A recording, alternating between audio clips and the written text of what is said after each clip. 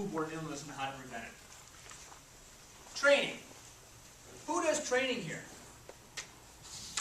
Does anybody do training? Yeah? Is it a challenge? Why isn't it so hard? A lot of times people are starting and they have no experience, so I have to start with safety stuff along with regular training. Yeah, it's hard. It's hard. I was at a conference and they were talking about percentages of training and how many people concentrated on what sections of training.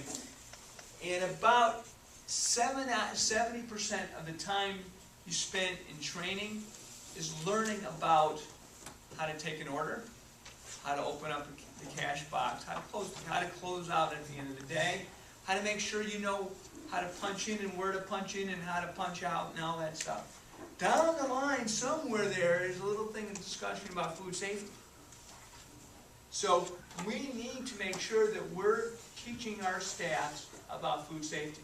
Now, if you have direct reports, it's easier because you say, hey, listen, this is what we're going to do and you're going to do it. But that doesn't mean, because you're all food safety managers now, that doesn't mean that you can't train your people that work with you on food safety. How would you do that? How would you train people on food safety if they didn't report to you? They're not going to listen to you because you're not their boss, right? Or are they? They'll listen when you do it. They'll lead. If you lead by example, people will follow. It's a natural progression of things.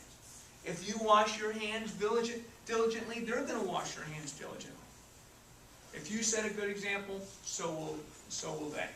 So whether you report to people or not, or they report, it doesn't matter. Just practice good training procedures and keep it up. Because I got to tell you, this week, after this week, you're going to be washing your hands like you've never washed them before.